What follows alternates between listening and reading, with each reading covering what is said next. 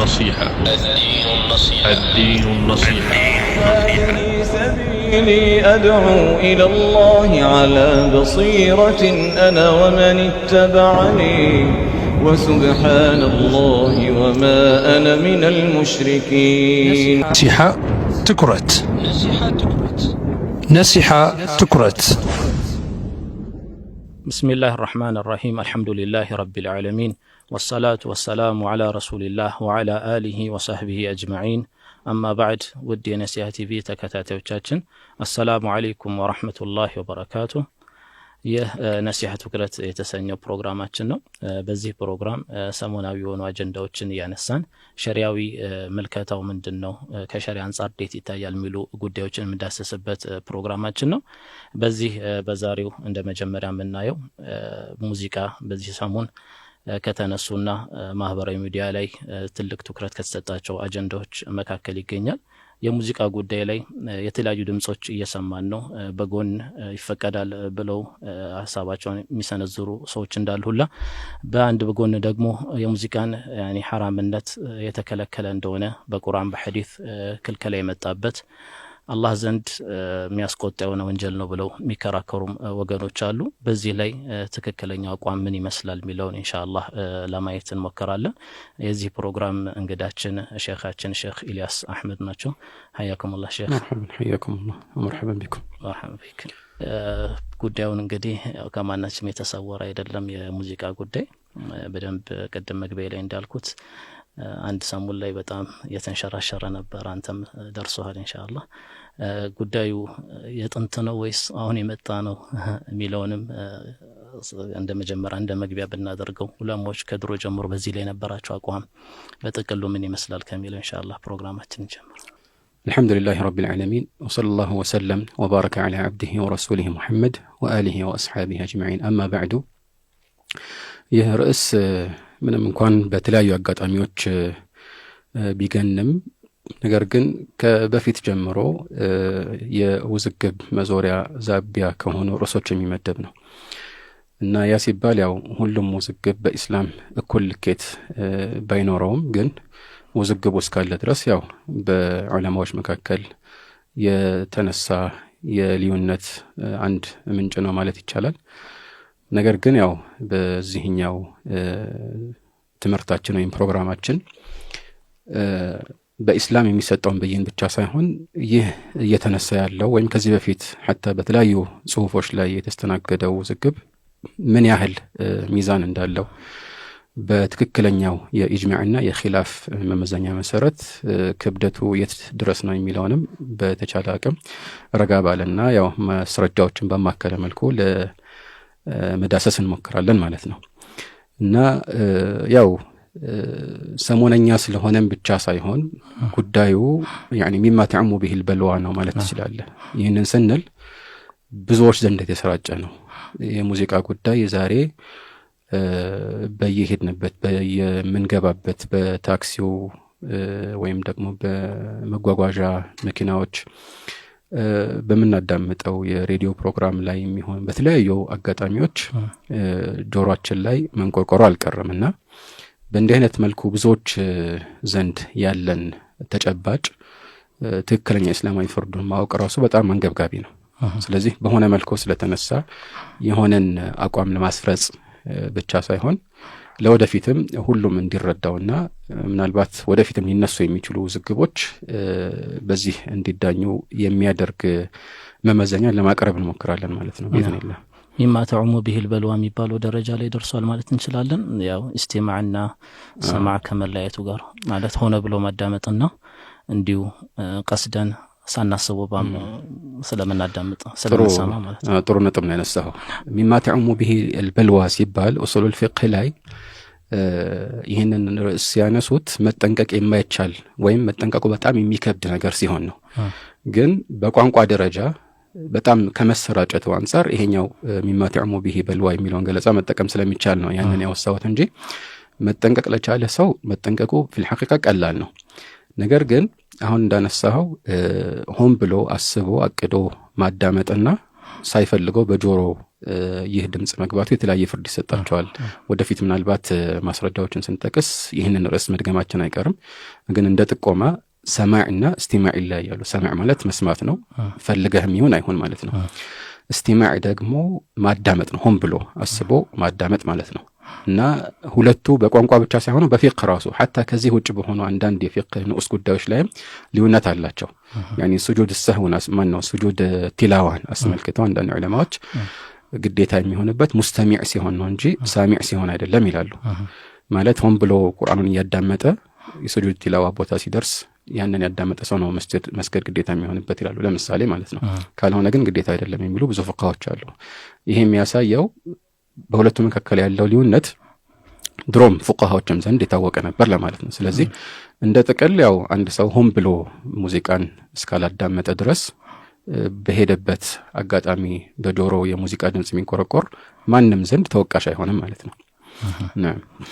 እንግዲህ ያው መጨረሻ ላይ ምን ልንደርስበት የምንችለውን ብይን እንዳለ ሆኖ አሁን እያወራን ያለ ነው መስማትን ሳይሆን ሙዚቃን ሆነ ብሎ ማዳመጥ ያለውን ሸሪዓዊ ብይን ጥሩ ነው። በመጀመሪያ ብናየው የተሻለው የሙዚቃን ምንነት ነው። ቃላቶች አሉ ደጋግመን የምንሰማቸው ማዕዚፍ፣ ሙዚቃ፣ ሚዝማር፣ ዘፈን፣ እነኚህ ቃላቶች ጊና፣ እነኚህ ቃላቶች ምንድናቸው የሚለውን በማወቀው የተሻለ ነው።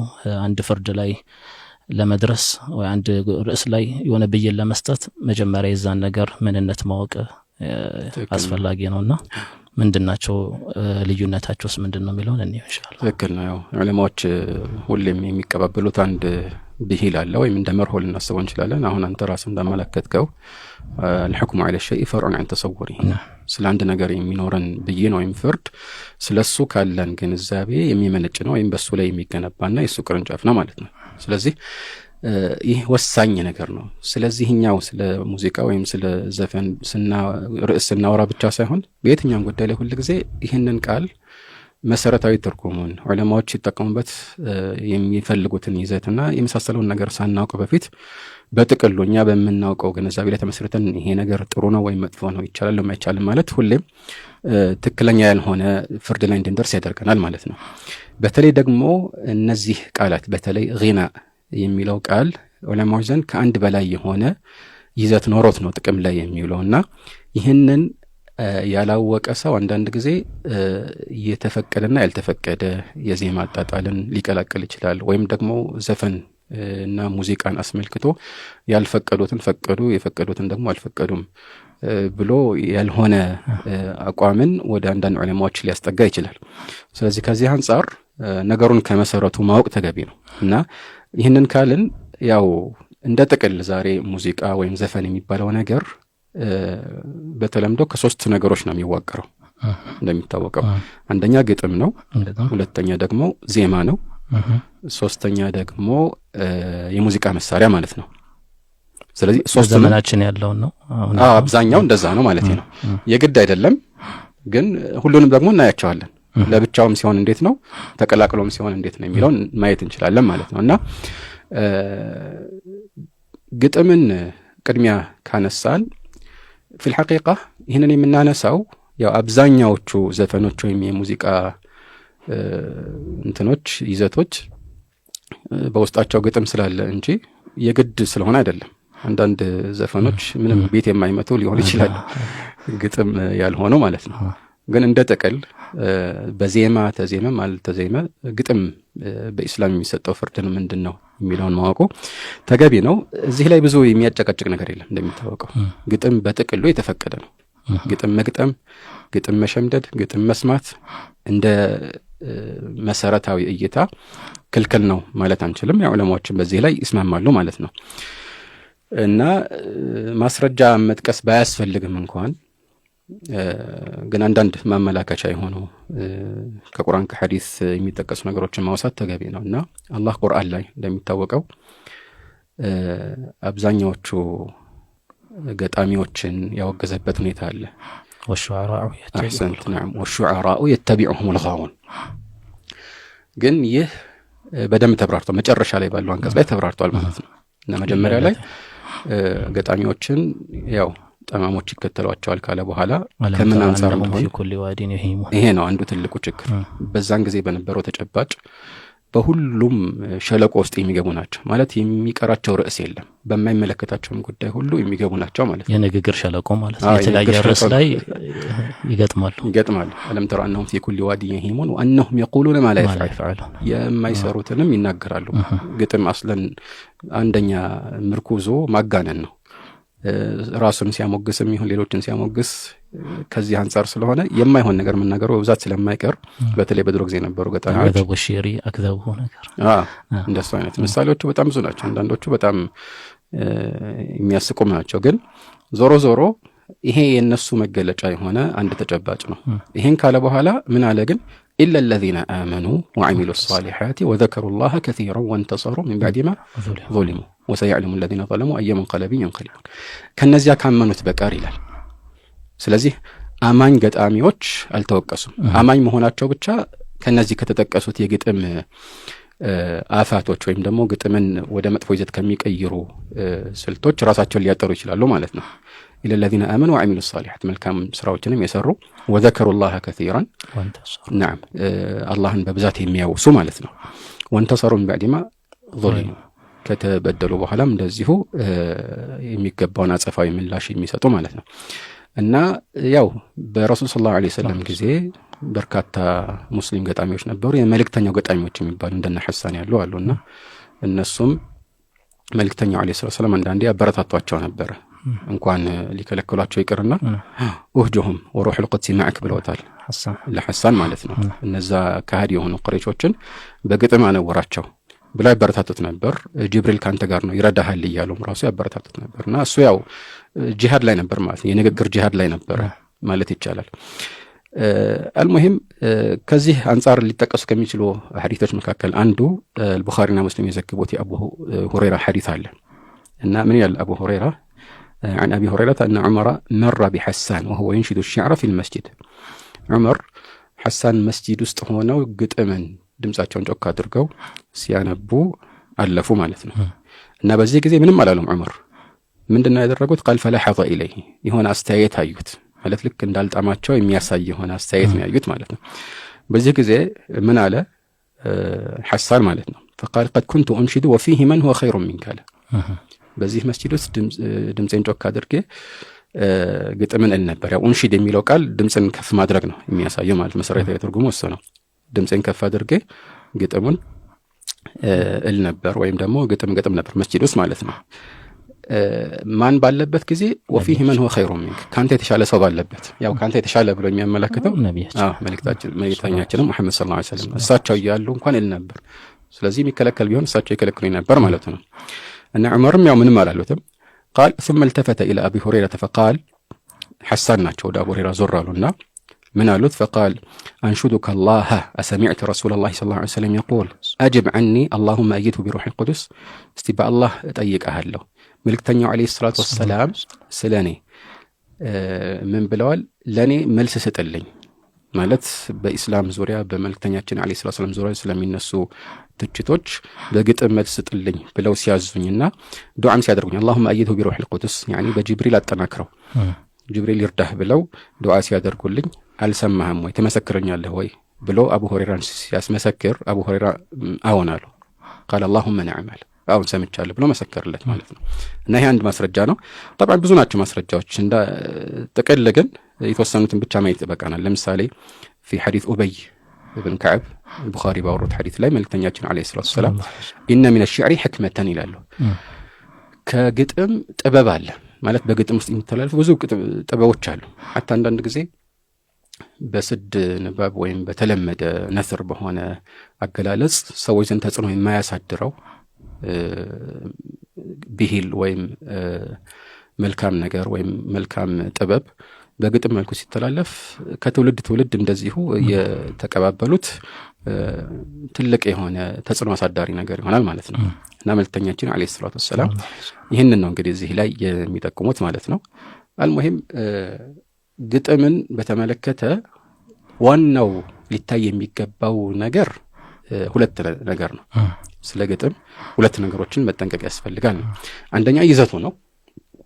ይዘቱ ሲባል የሚተላለፈው መልእክት ከሸሪዓ ጋር የማይጋጭ ወደ ወንጀል የማይጠራ መሆን አለበት ነው። ይሄ ያው ሁሉም የሚያውቀው ነውና እንዲህ አይነት ነገርን መጥቀስ ራሱ አያስፈልገንም የታወቀ ስለሆነ ማለት ነው። ምክንያቱም ማንኛውም ከሸሪዓ ጋር የሚጋጭ ይዘት ያለው ንግግር ክልክል ስለሆነ ያው የንግግር አንድ ስልት ነው። መልካሙ መልካም ነው፣ መጥፎ መጥፎ ነው ሊባል ይችላል። ልክ ሻፊዒ እንዳሉት ማለት ነው الشعر كالكلام فالحسن منه حسن والقبيح منه قبيح حتى كتاب الأمة لهم تقسوتال عندنا ቦታ እንደ ሐዲስ ራሱ ተዘግቧል። ግን ትክክለኛው ሐዲስ ሳይሆን የሻፊዒ ንግግር ነው እና ሽዕር እንደሌላው ከላም ነው ይላሉ። አንዳንድ ቦታ ላይ الشعر كلام ይላሉ። ራሱ ንግግር ነው። ትክክል ነው፣ ንግግር ነው። ጥሩ ግጥም ማለት ይዘቱ ጥሩ ከሆነ ልክ እንደ ጥሩ ንግግር ይፈቀዳል ማለት ነው። መጥፎ ንግግር ግጥም ከሆነ ስንኞቹ ይዘታቸው መጥፎ ከሆነ ይህም እንደ መጥፎ ንግግር ይከለከላል። ከዚህ አንፃር መታየት ያለበት ነው። ግን ምንድነው አንዳንድ ጊዜ ከዚህ ጋር ተያይዞ አንድ መጠቆም የሚፈልገው ነገር ይህ የታወቀ ርዕስ ሆኖ ሳለ ከዚህ በፊት እንዳጋጠመን ሙዚቃ በሁሉም መሳሪያዎች ለምሳሌ ይፈቀዳል የሚሉ ሰዎች የዜማው ማጣጣል ምንም ገደብ የለውም ዋናው ግን ይዘቱ ነው የሚሉ አንዳንድ ሰዎች ሙዚቃ ፈቅዳቸዋል ሲባል ሁሉንም ሙዚቃ አልፈቀድኩም እኔ የፈቀድኩት ይዘቱ ጥሩ ከሆነ ብቻ ነው ማለት ወደ እንትን የሚጣራ ወደ ጥፋት የሚጣራ ይዘቱ ከእስላም ህግ ጋር የሚጋጭ ከሆነ እኔ አልፈቀድኩም እኔ የፈቀድኩት ይሄን ነው ይላሉ። ሐቅ ነው ንግግሩ ግን ይሄ መባል የማያስፈልገው ነገር ነው። ለምሳሌ የበሬ ስጋ መብላት ይቻላል ወይ ስትባል አሁን ነው የምትለው እንጂ የተሰረቀ ከሆነ አይቻልም እስላም ስላልኩኝ ሁሉንም አልፈቀድኩም ነው አትልም። አስሉን ነው እኛ የምናየው ማለት ነው። ይሄ እንዲህ አይነት ገደቦች የታወቁ ስለሆኑ መነገር አያስፈልጋቸውም። አልሙሂም ያው አንደኛው ገደብ ይሄ ነው ይዘቱ ማለት ነው የሚታየው። ሁለተኛው ገደብ ደግሞ በጣም መብዛት የለበትም ማለት አንድ ሰው ሁሉም ትኩረቱና ወይም አብዛኛው ትኩረቱ ጠዋት ማታ የሚያነበንበው የግጥም ስንኞችን ብቻ ሆኖ حتى ከቁርአንና ከዚህ ከግጥም የተሻለ ትኩረት ሊሰጣቸው የሚገቡ ነገሮችን እንዲተው ወይም ከግዴታው እንዲዘናጋ በሚያደርግ መልኩ በግጥም ውስጥ ከሰረጸ ይህም ተገቢ አይደለም ይከለከላል ማለት ነው። ለዚህ ነው መልእክተኛችን አለይሂ ሰላቱ ወሰለም في الصحيحين ባለ ሐዲስ ላይ لا يمتلئ جوف احدكم قيحا خير من أن يمتلئ شعرا ይላሉ። አንዳንድ ዘገባዎች ላይ قيحا حتى يريه ይላሉ። ያንዳችሁ ሆድ በግጥም ከሚሞላ መግል ሞልቶት حتى የሆድ ዕቃውን ቢያበላሸው ይሻላል ወይም ደግሞ እስኪያበላሸው ድረስ የሆድ ዕቃው ሙሉ እስኪያበላሸው ድረስ ሙሉ ለሙሉ ሆዱ በመግል ቢሞላ ይሻለዋል አሉ። ይሄ እንግዲህ በጣም ነገሩ ከባድ እንደሆነ ያሳያል ማለት ነው። ዞሮ ዞሮ እንደ አስል እንደ መሰረት ካየ ነው ግጥም ይቻላል ወይ ከተባለ አጭሩ መልስ የሚሆነው ይቻላል። ስለዚህ በዚህ ላይ ምንም አይነት ውዝግብ አይኖርም ማለት ነው። ምናልባት ገደብ የተባለው ለስታት እንትን ማብዛት የተባለው ላይ ገደቡ ይታወቃል እንዴት ነው? ያው አንዳንድ ወደ ዑርፍ ነው የምንመለሰው። ወደ ዑርፍ ነው የምንመለሰው። አንዳንድ ዑለማዎች ይህንን ሐዲስ ሲያብራሩ የጠቀሱት ነገር ምንድነው ከቁርአንና ከመሰል ነገሮች የበለጠ ትኩረት የሚሰጠው ሆኖ ወይም ከዋጅባት በሚያዘናጋው መልኩ ወይም ደግሞ መጨረሻ በቃ የሚታወቅበትና ቅድሚያ የሚሰጠው ነገር መሆኑ ነው። ቁርአኑ ላይ አላህ ያወደሳቸው ላይ ወዘከሩላህ ከثيرا እሱ ራሱ አንድ አመላካሽ ነገር ነው። አላህን በብዛት የሚያወሱ ከሆነ አይወቀሱም ማለት ነው። እነዚያ ግን ያው ዋና መገለጫቸው ሆኗል። አንዳንድ ጊዜ ስሙ ራሱ የነሱ ስም ሆነ አሁን ግጥም አልኢማሙ ሻፊዒ እንደሚሉት ማለት ነው ግጥም ዑለማዎችን የሚያነውር ባይሆን ኖሮ ለቢድ የበለጠ ገጣሚ ሆን ነበር የሚል ግጥም አላቸው። ብዙ ግጥም አላቸው እሳቸው ግን ከዚህ የበለጠ ደግሞ በፊቅህ በሐዲስ በዕልማቸው ነው የሚታወቁት እና ስሙ ራሱ ገጣሚ መባሉ አንዳንድ ጊዜ ይሄንን ሊያንጸባርቅ ይችላል። ይሄ እንደሆነ የታው እንግዲህ ሰዎች አንዳንድ ጊዜ ግጥም ስለሚችል ብቻ ዝም ብለው ቶሎ ገጣሚ የሚል ስም ሊለጥፉበት ይችላሉ።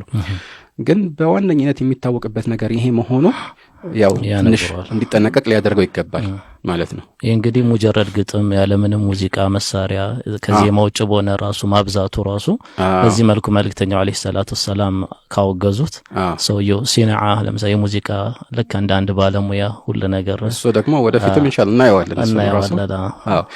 ዋናው ምክንያቱ ምንድነው እንዳይበዛ የተፈለገበት ምክንያት ወላሁ አለም ግጥም ያው በአረብኛ በተለይ ወዝን አለው አይደለ? ሚዛን አለው ማለት ዝም ብሎ የፈለከውን ቃል መሀል ላይ ማስገባት አትችልም። ቤት መምታት ብቻ አይደለም የሚታየው፣ እንደገና ደግሞ ቤትም ይመታልና አንዳንድ ሰው ሐታ የማያምንበትን ነገር እንዲያምን በሚያደርግ መልኩ በጣም የሚገፋፋ ስልትን ሊላበስ ይችላል አንዳንድ ጊዜና በዚህ ነገር ውስጥ መስረጹ ሰዎች ላይ ያልተገባ ተጽዕኖ ሊያሳደር ስለሚችል የሆነ ስሜትን ሊያነሳሳ ስለሚችል ባልተገባ መልኩ የሆነ ፍላጎትን ሊያነሳሳ ወይም ውዴታን ወይም ጥላቻን ኃይል አለው። በጣም ኃይል አለው። የድሮ ግጥሞችን የነ ጀሪርን የነ ፈረዝዳቅ እንደዛ ነው። ከባድ ነው እሱ። ባረከላሁ ፊከ። ምናልባት እንትን ግጥሙ ሙሉ ለሙሉ እንደሚቻል ነው። ግጥም፣ ዜማና የሙዚቃ መሳሪያ በዘመናችን ያለው ሙዚቃ እነኚህን ሶስቱን ያካተተ ነው። ለየብቻ እያየን ነበረ። ግጥሙ ቁርአናዊም ሐዲስም እንዲሁም ሁሉም የተስማማበት ማያከላልፍ ነው። ብቻ መስፈርቶቹን ያሟላ አይብዛ፣ እንዲሁም መልእክቱ ወይም ይዘቱ ጥሩ ይሁን ነው። ትክክል ነው። ወደ ዜማ ምናልባት ትንሽ ወደ ዜማ እንለፍ። ሁለተኛውና ዋነኛው በዘፈን ወይም በሙዚቃ ውስጥ የሚካተተው ነገር ያው ዜማ ነው እና ዜማ ስንል ጥቅል ገለጻ ነው ማለት በልምድና በትምህርት የሙዚቃ ስልትን በተከተለ መልኩ የሚዜማውም ይሁን ወይም ከዛ ውጭ እንደዚሁ ዝም ብሎ አንድ ሰው ልክ ቁርአን በሚቀራበት ስልት የሚያዜማውም ይሁን ሁሉንም ሊያካትት የሚችል ነገር ነው እና ዜማ ስንል ምናልባት አድማጮቻችን ወይም ደግሞ ተከታዮቻችን የተለመደውን የዛሬ የዘፈን እና የሙዚቃ ዜማ ብቻ እንዳያስቡ ማለት ነው። ዜማ የሚለው የሆነ ቅላጽ ያለበት እንጉርጉሮም ሊሆን ይችላል። እሱን የሚወክለው አረብኛ ቃሉ ምንድነው? አሁን እዚህ ላይ የምናየው ዋና ቃል ጊና የሚለው ነው። ጊና እና ያው ስለ ጊና ቃል መሰረታዊ ትርጉምና ዑለማዎች ዘንድ ያለውን አጠቃቀም ማወቅ ብዙ ቋጥሮችን ይፈታልናል።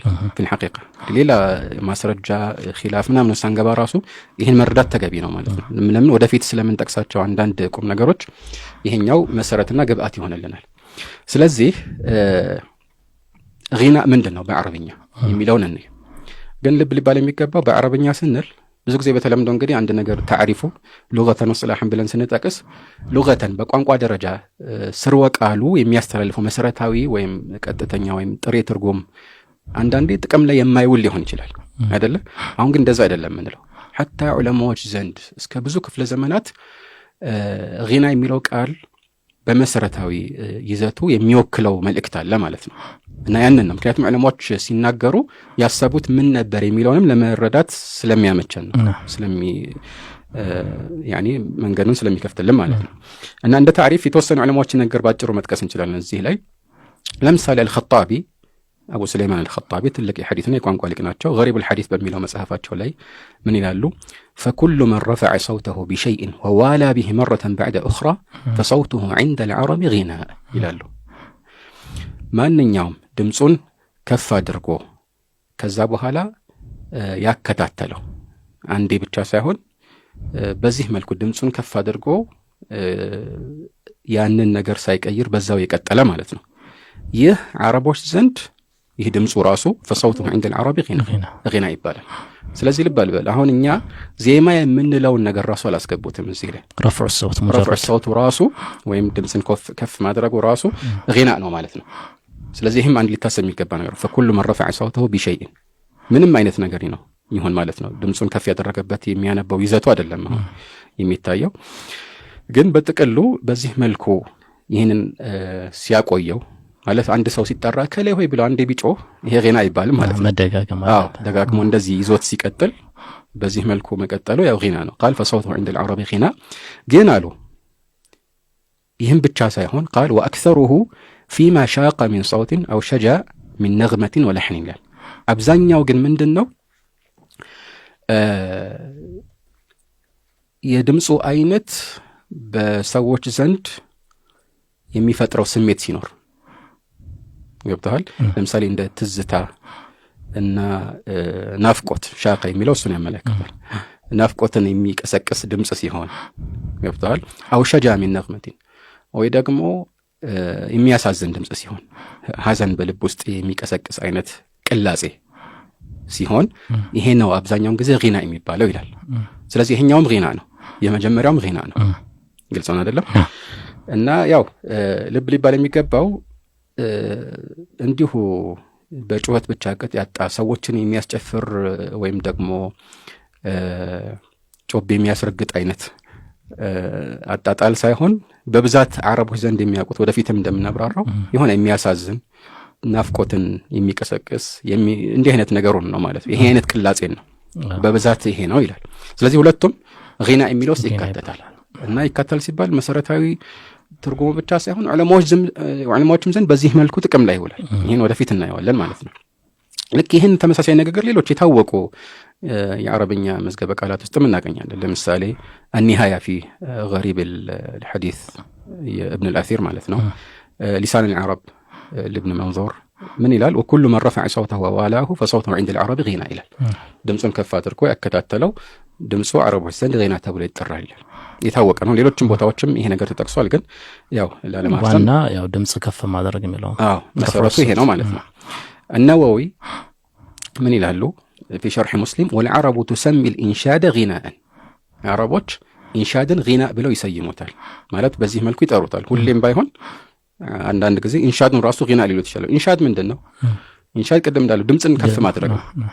ولذلك حديث ላይ ለምሳሌ ولا تحل لقطتها إلا لمنشد ሲባል يعني አንሸደ ضالة ሲባል ለምሳሌ ድምጹን ጮክ አድርጎ እንደዚህ አይነት ዕቃ የጠፋበት ብሎ ለሰው ማስተዋወቁ ነው። ወይ ደግሞ የጠፋብኝ ብሎ ለምሳሌ የጠፋበት ሰው ከሆነ መጠየቁ ማለት ነው። እና አስሉ ይሄ ነው። ኢንሻድን ሲባል የዛሬ ነሺዳን ማሰብ የለብንም ማለት ነው። ምክንያቱም ራሱ ነሺድ የሚለው ቃል አንሸደ የሚለው ቃል ራሱ መሰረታዊ ትርጉሙ ድምጽን ከፍ አድርጎ በተለይ ግጥምን ማንበብ ነው። በተለይ ግጥምን ማንበብ የቀደሙ የሐሳንም ታሪክ ላይ ከዑመር ጋር ያነበረው እሱ ላይ ራሱ ቃሉ ተጠቅሷል አይደል? የመጀመሪያው ሐዲስ ላይ ማለት ነው። طيب ልክ እንደዚህ الحافظ ابن حجر فتح الباري ላይ ምን ይላሉ? قال لأن الغناء يطلق على رفع الصوت وعلى الترنم الذي تسميه الأعراب النصب بفتح النون وسكون المهملة وعلى الحداء ይላል። غና የሚለው ቃል ከአንድ በላይ የሆኑ ይዘቶች ሊፈለጉበት እንደሚችል ነው እዚህ ላይ የሚጠቅሱልን ማለት ነው። يطلق على رفع الصوت ድምጽን ከፍ ማድረግም غና ይባላል አንድ በል وعلى الترنم الذي تسميه الأعراب النصب የአረብ ዘላኖች ነስብ የሚሉትንም እንጉርጉሮንም በዚህ መልኩ ልንሰይመው እንችላለን። ቃሉ ይሄንን ሊያካትት ይችላል ማለት ነው። ምንድነው ነስብ የሚባለው? ያው አለፍ ብለን እንደምናየው ያው እንጉርጉሮ ነው ባጭሩ ሲባል ማለት ነው። ማለት ራሱን የቻለ የሙዚቃ ስልትና ይዘት የሌለው ግን ቅላጼ ያለው እንጉርጉሮ ማለት ነው። እሱም ምን ይባላል? غና ይባላል ነው። ነስብ እንግዲህ በፈትሕ ኑን ወሱኩን المهملة ነው። وعلى الحداء حداءም እንደዚሁ حداء ይባላል بضم الحاء حداء ይባላል የተለመደው حداء ምንድነው? ግመልን ለመንዳት አረቦች በብዛት መንገድ ሲሄዱ ረጅም ጉዞ ሲጓዙ የሚያዜሙት እንጉርጉሮ ነበር ማለት ነው። ሁለቱንም እንያቸው። ሁለቱ ቃላትም ወሳኝ ስለሆኑ ማለት ነው። حداء እና ነስብ ማለት ነው። حداء እና ነስብ በተለያዩ አታሮች ላይ አንዳንድ ሰለፎች ለምሳሌ ያዜሙባቸው እንደነበረ ስለተወሳ ምን ተፈለገበት ማወቅ አለብን። እና አቡ ዑበይድ አልሃራዊ ያው ስም በቋንቋ የታወቀ አንድ ዓሊም ነው። በድሮ ጊዜ የነበሩትን ነው በብዛት እዚህ ላይ የምናጠቅሰው። ምን ይላል? النصب ضرب من اغاني الاعراب የአረብ ዘላኖች ከሚያዜሙባቸው ዜማዎች አንዱ ነው ማለት ነው። قال وهو يشبه الحداء ከحداء ጋር ይመሳሰላል። ግን في القاموس المحيط من ይላል? نصب العرب ضرب من مغانيها أرق من الحداء ይላል። ስለዚህ ነስብ የሚባለው በዜማና በቅላጼ ከሑዳእ በተወሰነ መልኩ ለስለስ ያለ ነው። ምናልባት ቅላጼ ሊበዛበት ይችላል ማለት ነው። ሑዳእ ግን ያው ግመል ለመንዳት ተብሎ ነው እና ያው አንጀሻን መልእክተኛው ዐለይሂ ሰላም የተባለውን ሰሐቢ ያው እሱ ያዜም ነበር ግመሎቹን ለመንዳት ማለት ነው። እና ሪፍቃን ቢልቀዋሪር ማለት ነው። ያንጀሻ ብለውታል። ምክንያቱም ያው ዑለሞች ሐዲሱን ሲፈስሩ ሁለት አይነት አቋም ያላቸው፣ አንዳንዶቹ ሴቶቹ ራሳቸው ሰምተው እንዳይፈተኑ ነው ይላሉ ድምጹን በጣም ካሳመረ። ሌሎቹ ደግሞ ግመሎቹ እንዲህ አይነት ድምጽ ሲሰሙ በብዛት ጉዟቸውን ያፋጥናሉ እና በጣም ሲፋጠኑ ግመል ባህሪዋ ነው እንደዚህ እንትና ትክክል ነው ባህሪ ነው። ሙጣሪ ላይ ደግሞ ምን አለ ሀውደጅ በሚባል ሴቶች እዛ ላይ ይጫናሉ ግመሉ ላይ ማለት ነው እና እነሱ እንዳይወድቁ በሚል ነው ያሉት ተብሏል። አልሙሂም ቁም ነገሩ ምንድነው? ሑዳእ ምን እንደሆነ አውቀናል። ነስብም እንደሆነ አውቀናል ማለት ነው። ስለዚህ እነዚህ ሁለቱም ጊና በሚለው አጠቃላይ ቃል ውስጥ ይካተታሉ፣ በይዘት ውስጥ ይካተታል ማለት ነው። ይሄም ጊና ነው። ስለዚህ ድምፅን ከፍ ማድረግ የተለመደው የዘላኖች ምንም ሙዚቃ ያልተማሩ ዘላኖች መግቢያ፣ መውጫ፣ አዝማች፣ የሙዚቃ ኖታ ወይም መሰላል ምንም ነገር ሰምተው የማያውቁ ተራ ዘላኖች የሚያንጎረጉሩት የገጠር እንጉርጉሮ ራሱ ጊና ይባላል። ጊናውን ማንኛውም ድምጽ ከፍ ያለ ነገር ሁሉ የሚያካትት ስለሆነ አታ በዘመናችን ያሉ ከሙዚቃ መሳሪያ ጋር የተቀላቀለም ከሆነ ሁሉም ያካትት ሰፊ ቃል ነው። ይሄኛውም የዛሬውም ጊና ይባላል። የዛሬውም ይባላል። አሁን ግን ትልቁ ችግር ምንድነው? ጊና የሚለውን ቃል አንድ ሰው ሲሰማ ቅድሚያ የሚያስበው የዛሬውን የሙዚቃ አጣጣል ወይም የዜማ አጣጣል ከሆነ ስህተት ውስጥ ይወድቃል ማለት ነው። ይሄ በዚህ ቃል ላይ ብቻ ያጠረ ሳይሆን በተለያዩ አጋጣሚዎች የምናየው ችግር ነው። ኢብኑ አልቀይም ከዛም በፊት ሸይኹል ኢስላም ኢብኑ ተይሚያ ከዛም በፊት አንዳንድ ዑለማዎች ሰዎች እንዳይሳሳቱባቸው አደራ ከሚሉባቸው መስኮች መካከል ከጊዜ በኋላ በተለምዶ የሆነ ይዘት እና ቅርጽ የያዙ የቃላት ትርጉሞችን ይዞ የድሮ ትውፊቶችን ከዚህ በፊት የተላለፉ ትውፊቶችን በዚህ መፈሰር እና በዚህ መልኩ መገንዘብ ትክክል አይሆንም ይላሉና ጥንቃቄ ያስፈልጋል። በተለይ ቀህዋ እዚህ ውስጥ ይገባል። ኡስታዝ ቀህዋ ጥሩ ነገር ነው። ኸምር ነበር። ቀህዋ አሁን እንዳልከው يعني اسم من اسماء الخمر ነው አይደል? ከኸምር ወይም ከአስካሪ መጠጥ ስሞች አንዱ ነው ቀህዋ ማለት ነው አይደል? طيب አሁን ቀህዋን ስትመለከት የሆነ ሰው ዛሬ ተነስቶ ቀህዋ ክልክል ነው حرام ነው ምክንያቱም አስካሪ ነው ምናምን ቢል እዚህ ላይ ማየት ያለብን አንደኛ ሰው ዘንድ የሚያስተላልፈውን መልእክት ነው። አንተ ሰዎችን በሚገነዘቡት ቋንቋ ነው ማናገር ያለብህ ማለት ነው። ሁለተኛ እሱም ተሳስቶ ሊሆን ይችላል ማለት ይሄኛው ቀህዋ ራሱ በድሮ ጊዜ ዑለማዎች አይቻልም ብለው ፈርደዋል ብሎ የነሱን ፈትዋ ዛሬ ባለው ቡና ላይ ቢለጥፍ የሚያስከዳል። በርግጥ ያኔ የተወሰነ ኺላፍ ተነስቷል። ቀህዋ ራሱ ቡናው ራሱ መጀመሪያ ይቀጥላል፣ ግን ከነበርንበት ለማውራት በኋላ ግን እሱ ኺላፍ ቀርቷል። አሁን ጊዜ ክልክል ነው የሚል አላቅም ቡናን ማለት ነው። ግን ይሄኛው ወሳኝ ነገር ነው ቃላትን እንደዚህ ይዞ ብቻ።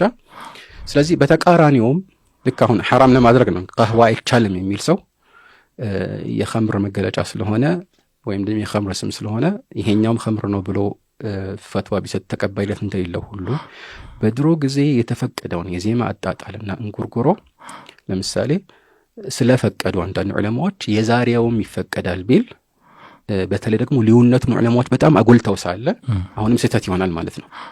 ስለዚህ ቁም ነገሩ ይዘቱ ነው يعني العبرة بالحقائق والمعاني لا بالألفاظ والمباني እንደሚባለው ማለት ነው። طيب ይሄንን ከተረዳን ከነስብ ጋር በተያያዘ ጠበሪ ያወሩትን ወይም የተናገሩትን ፍቺ ባጭሩ መመልከት እንችላለን። ወይም ከምን አንፃር ነስብ እንደተባለ ያወሱበት ቦታ አለ።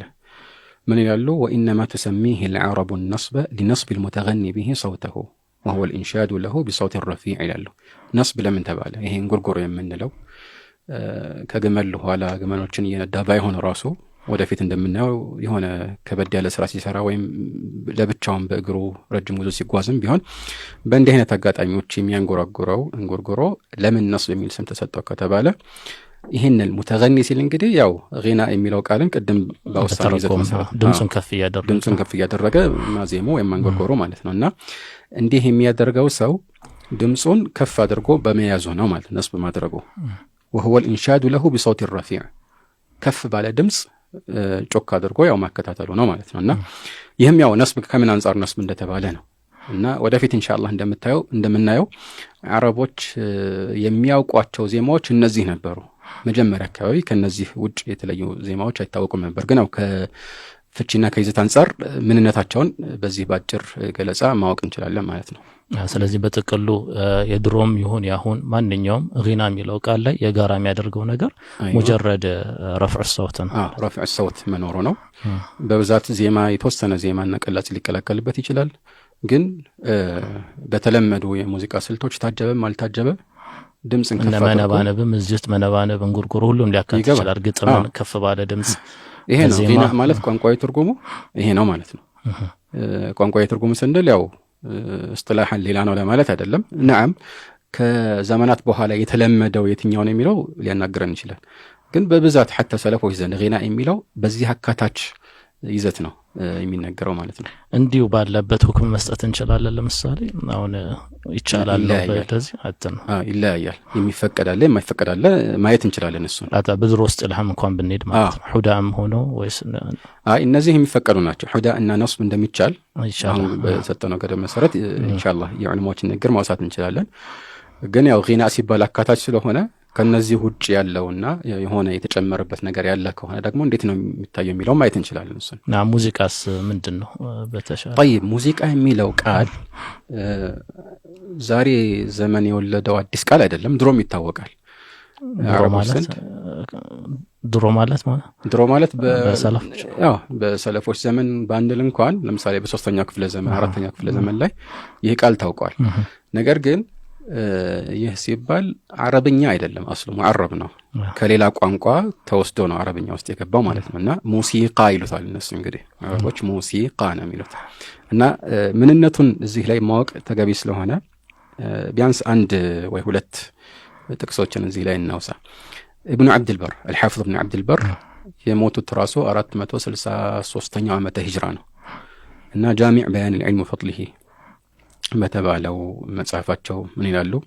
قال وعلم الموسيقى قالوا በኋላ የተወሰኑ ነገሮችን ዘርዝረው وعلم الموسيقى ومعناه تأليف اللحون وتعديل الأصوات ورن الأنقار وأحكام صنوف الملاهي ይላሉ። علم ተደርጎ ይታሰባል፣ ያው ሰዎች የሚማሩት ነው። ስለዚህ ሙዚቃ በተፈጥሯዊ ችሎታውና ክህሎቱ አንድ ሰው የሚያዜመውን ጉርጉሮ አይደለም ማለት ነው። ለዚህ ነው ምናለው علم በትክክል በቃ አንድ ዘርፍ ሆኗል። ይሄን አስመልክቶ ኢብኑ አብድ አልበር ምናለው ተأليف اللحون يعني ቅላጼዎችን ማገጣጠም። ለዚህ አንድ ሰው ለምሳሌ ለብቻው የሚያወጣው አንድ ድምጽ ሙዚቃ ላይ ይባል ይችላል። የሆነ ነገር ሲጨመርበት ከዛ በኋላ 3ኛ 4ኛ ተብሎ የሆነ ከፍ ዝቅ ሲል የሙዚቃ ይዘት ይኖራል ማለት ነው። እና በዚህ መልኩ ማገጣጠም ማለት ነው። وتعديل الأصوات ድምጾችን ማስተካከል ورن الأنقار እንደዚሁም የሆነ እንደዚህ ድምጽ የሚሰጡ ነገሮችን ራሱን የቻለ ቅደም ተከተልና በሙዚቃ ሲያሚ በእንግሊዘኛ ሪትም የሚሉት ማለት ነው። መቼ ከፍ መቼ ዝቅ እንዲል ራሱን የቻለ የሆነ መርሆ ወይም የሚማሩት ትምህርት አለ። እንደ ሙዚቃው ነው ይዘቱ አይነት ኖታን ተከትሎ የሚሰጠው ድምጽና ቅላጼ ያለ እሱም ሊሆን ይችላል። እንደዚሁም አህካም ሶኖ ፊል መላሂ የሙዚቃ መሳሪያዎችን አጠቃላይ አይነቶችን እንዴት መጠቀም እንዳለበትና የመሳሰሉትን ነገሮችን የሚፈርድ የዕልም ወይም የእውቀት ዘርፍ ነው ብለው ጠቅሰውታል። አሁን እዛቸው ታሪፉን ብቻ ነው እንጂ ስለ ህክሙ ያልተናገሩም። የተናገሩትን ወደፊት እናየዋለን ኢንሻአላህ ምን አይነት ፍርድ ለዚህ እንዳቀረቡ ማለት ነው። አሁን እዚህ ላይ አንድ የምንገነዘበው ቁም ነገር አለ። በተለምዶ በዛሬው ተጨባጭ ሙዚቃ ሲባል ሁሌ የሙዚቃ መሳሪያ በአእምሯችን ውል ይላል። ያኒ የሙዚቃ መሳሪያ ከሌለ ሙዚቃ አይመስለንም። ግን እንደዛ አይደለም። የሙዚቃ መሳሪያ ባይኖረው ራሱ ዜማው ሙዚቃዊ ስልት ካለ ሙዚቃ ይባላል። በድሮ ዑለማዎች ዘንድ ሙሲቃ የሚለውን ቃል ይጠቀሙበት ስንመለከት ይሄን ነው የምናስተውለው ማለት ነው። ወደፊትም ኢንሻአላህ ከአንዳንድ ንቁላት ጋር በተለይ ኢብኑ ረጀብ ንግግር ላይ ይሄን ማየት እንችላለን። ሌላ አንድ ለመጨመር ያህል አቡ ሐያን التوحيد የሚባሉ ወደ 5ኛው ክፍለ ዘመን ላይ ሞቱ ናቸው። እሳቸው ስለዚህ ሲያወሩ ምን ያለው الموسيقى التي هي معرفة النغم والإيقاعات والنقرات والأوزان። ስለ ሙዚቃ የሚባለው ምንድነው? ቅላጼዎችን እንዴት መቃኘት እንደሚቻል ለምሳሌ የምናጠናበት የእውቀት ዘርፍ ነው ማለት ነው። والإيقاعات ማለት የዜማ አጣጣል ማለት ነው። እንዴት ነው ከፍና ዝቅ የሚደረገው የሚለው። والنقرات እንደዚህ የሚንኳኩ ድምጾች ሊሆኑ ይችላሉ ወይም ደግሞ የሆነ ደረጃዎችን በተከተለ መልኩ ድምጽ የሚጣልበት ሁኔታ ማለት ነው። الأوزانም ከግጥም ጋር በተገናኘ ግጥሙንና የግጥሙን ሚዛን በተከተለ መልኩ የሚዘምበት ሁኔታ እና ይሄንን የሚያጠና ነው ማለት። ስለዚህ አሁንም እንደምናየው የግድ የሙዚቃ መሳሪያ ስለተቀላቀለበት ብቻ አይደለም። የሙዚቃ መሳሪያ ተቀላቅሎበት ድምጹ ሙዚቃ ሊባል በሚችል ደረጃ ከተዜመና ከተቃኘ ይሄም ሙዚቃ ነው።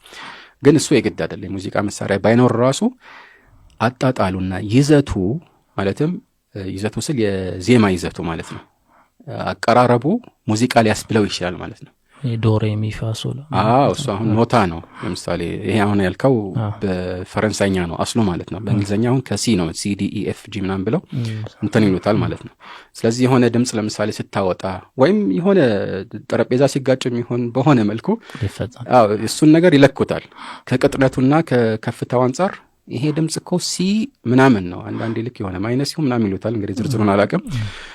እንዲህ አይነት ስያሜ ይሰጡታልና ስትዘፍን እነዚህን ጠብቀህ መዝፈን አለብህ ብለው ነው እንግዲህ በህግ የሚያስገድደው ማለት በሙዚቃው ህግ በዚህ መልኩ ዜማው የተቃኘ መሆን አለበት ይላሉና ይሄኛው አረቦች ከለመዱት ተፈጥሯዊ በሆነ ስልት ከሚያንጎራጉሩት ዜማ የተለየ ነው። ኢንሻአላህ ከሱ ጋር በተያያዘ ልዩነቶችን የምናጎላባቸው የዑለማዎች ንግግሮችን መጥቀሳችን አይቀርም ማለት ነው።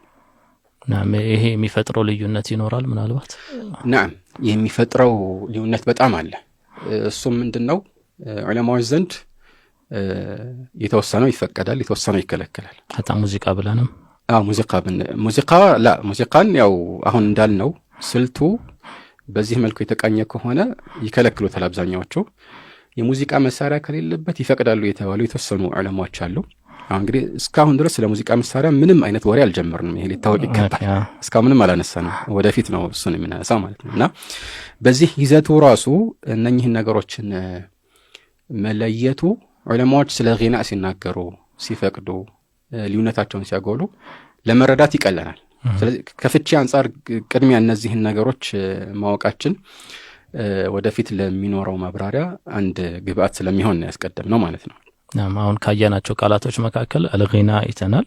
በጥቅሉ ድምጽን ከፍ አድርጎ ግጥምም ይሆናል። አብዛኛው ጊዜ ግጥም ነው። ከዛም ውጭ ያሉ ነገሮችን ከፍ ባለ ድምጽ ማንበቡ ወይም ድምጽን ከፍ ማድረግ በዛ ነገር ላይ ጊና እንደሚባል ነው።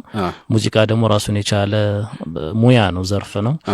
ልክ እንደ አንድ የሙዚቃ ምሳሌ ሊቀላቀልበትም ላይቀላቀልበትም ይችላል። ብቻ ልክ እንደ አንድ የትምህርት ዘርፍ ሆኖ ሰውየው ተከተላል አልተከተልክም ሊባል በሚችል መልኩ ማለት ነው። በልምምድና ህግጋቶች የራሱ ያሉት ማለት ነው። ህግጋትን ተከትሎ የሚያዜምበት ነው። የግድ የሙዚቃ ትምህርት ቤት መግባት ማለት አይደለም። ልምምድና መማር ሲባል እንደ ዘርፍ ያው ዕውቀት ተብሎ ሊጠራ የሚችል ሊሆን ይችላል።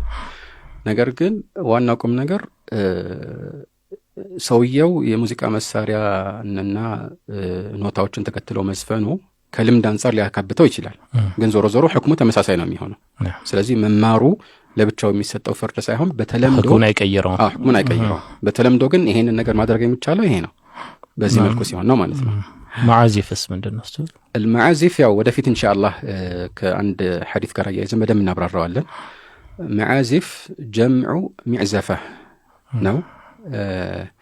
معزفة اسم الآلة اسم آلة ነው። እንደሚታወቀው ሁሉንም የመሳሪያ ምንድነው የሙዚቃ መሳሪያዎች ሁሉ የሚያካትት ስም ነው፣ ጀምዕ ነው معازف የሚባለው።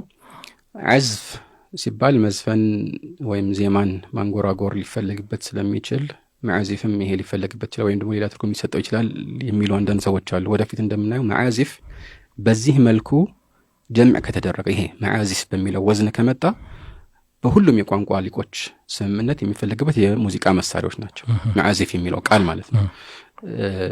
ሊሆነት ሊኖር የሚችለው ሙፍረዱ ላይ ነው፣ ነጠላ ቃሉ ላይ ምንድነው የሚፈልግበት معزفة ከሆነ عزف ከሆነ الى اخره የሚለውን ኢንሻአላህ ወደፊት መጠቀማችን አይቀርም ማለት ነው። طيب እንግዲህ ይሄንን ካየን የሚቀጥለው እንደሚመስለኝ ዑለማዎች በተለይ አብዛኛዎቹ የፈቀዷቸው የዜማ አጣጣል ስልቶች የትኞቹ ናቸው፣ የከለከሏቸው የትኞቹ ናቸው የሚለውን በንግግራቸው ውስጥ ማየት ይመስለኛል። የዛሬውን እዚህ ጋር ብናበቀው የተሻለ ነው። ባረከላሁ ፊኩም። በሚቀጥለው ፕሮግራም የምንገናኝ ይሆናል። ወሰላሙ አለይኩም ወራህመቱላሂ ወበረካቱ።